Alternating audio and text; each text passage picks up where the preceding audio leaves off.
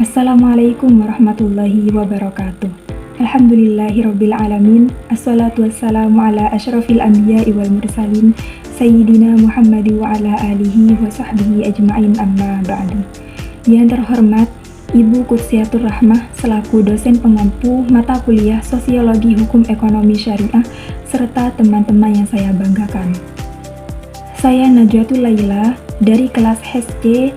Di sini saya mau membahas tentang hukum Islam dan perubahan sosial dalam hal ekonomi ataupun muamalah yang terjadi pada zaman Rasulullah hingga zaman sekarang. Lebih lengkapnya lagi, mari kita simak video selanjutnya.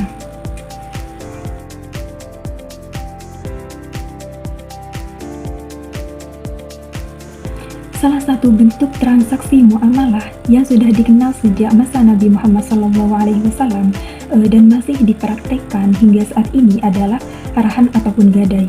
Nah, di sini saya mau membahas bagaimana sistem gadai dilakukan di masa Nabi, bagaimana bentuknya di masa zaman modern saat ini. Apakah perubahan yang terjadi sesuai dengan syariat Islam ataupun tidak?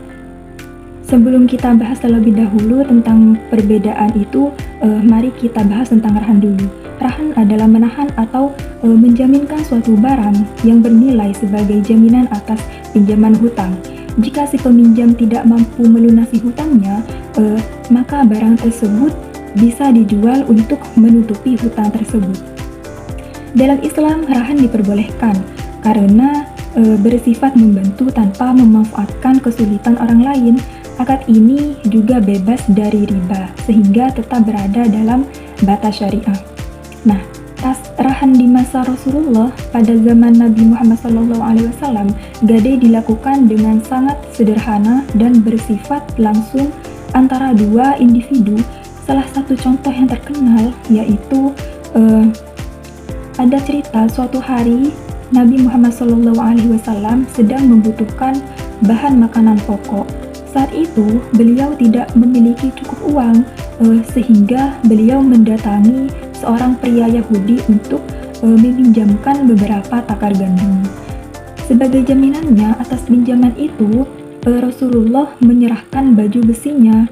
Beliau berkata, "Aku ingin meminjamkan beberapa syok gandum dan sebagai gantinya, aku akan gadaikan baju besiku."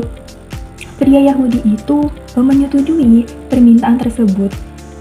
Dalam perjanjian itu tidak ada surat perjanjian tertulis, tidak ada tambahan bunga, dan tidak ada biaya penitipan. Hanya ada kesepakatan yang sederhana. Nah, Rasulullah SAW meminjam dan baju besi menjadi jaminan hingga utang tersebut dilunasi. Jika nanti Rasulullah SAW tidak mampu membayar, maka baju besi itu boleh dijual untuk menutupi hutangnya. Tetapi selama hutang itu dibayar, barang itu akan dikembalikan utuh semuanya, berjalan atas dasar kepercayaan tanpa mencari keuntungan dari kesulitan orang lain. Nah, muamalah saat itu benar-benar berlandaskan saling tolong-menolong dan amanah. Nah, dari peristiwa di atas kita bisa memahami beberapa poin penting. Nah, di situ tidak ada bunga ataupun riba yang dibebankan. Barang yang dijadikan jaminan atas hutang bukan untuk mengambil keuntungan, dan akad yang dilakukan secara lisan tanpa dokumen yang tertulis. Tujuannya di sini yaitu murni untuk membantu dan memenuhi kebutuhan yang mendesak. Nah, sedangkan rahan di zaman modern saat ini adalah telah berkembang dan dilakukan secara lebih profesional melalui lembaga keuangan syariah seperti Pegadaian Syariah dan Bank Syariah.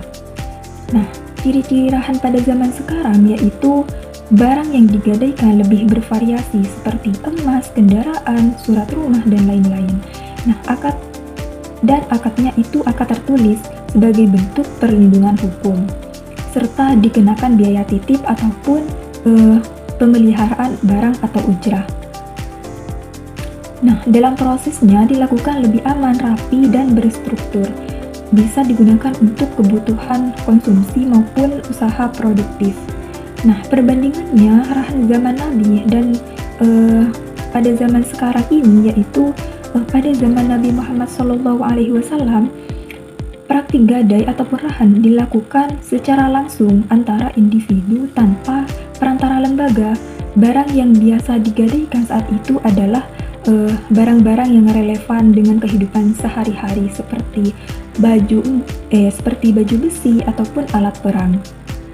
Nah, akad atau kesepakatannya dilakukan secara lisan dan sederhana tanpa adanya surat perjanjian tertulis.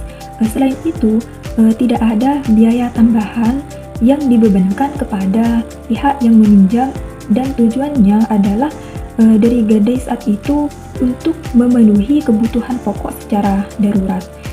Sementara di zaman modern saat ini, praktik rahan sudah berkembang dan dilaksanakan melalui lembaga resmi seperti Pegadaian Syariah ataupun Bank Syariah. Barang yang digadaikan juga lebih beragam seperti emas, kendaraan, surat berharga, atau barang berharga lainnya. Akan dilakukan secara tertulis dan didokumentasikan untuk menjamin keamanan hukum kedua belah pihak. Meskipun tidak dikenakan bunga dalam rahan modern, tetapi biaya tambahan berupa ujroh atau biaya penitipan barang. Selain itu, kebutuhan pokok rahan modern juga digunakan untuk keperluan konsumtif maupun produktif seperti modal usaha. Nah, secara garis besar, rahan modern tetap mempertahankan prinsip-prinsip syariah, meskipun cara pelaksanaannya itu telah mengalami penyesuaian dengan perkembangan zaman dan kebutuhan masyarakat. Nah, selanjutnya, apakah rahan modern sesuai dengan prinsip syariah? Rahan dalam bentuk syariah di sini tetap diperbolehkan dalam Islam, asalkan yang pertama itu tidak mengandung unsur riba. Yang kedua, akadnya harus jelas dan disepakati antara dua belah pihak. Yang ketiga yaitu biaya tambahan hanya berupa ujroh atau biaya penyimpanan barang, bukan keuntungan atas hutang. Yang keempat yaitu barang yang dijaminkan halal dan memiliki nilai jual. Nah, dalam fatwa DSN MUI nomor 25 tahun 2022 dijelaskan bahwa rahan dibolehkan dan biaya titip ujroh sah selama tidak menjadi sarana meraih keuntungan dari hutang. Mungkin hanya itu yang dapat saya sampaikan. Kurang dan lebihnya mohon maaf. Wassalamualaikum warahmatullahi wabarakatuh.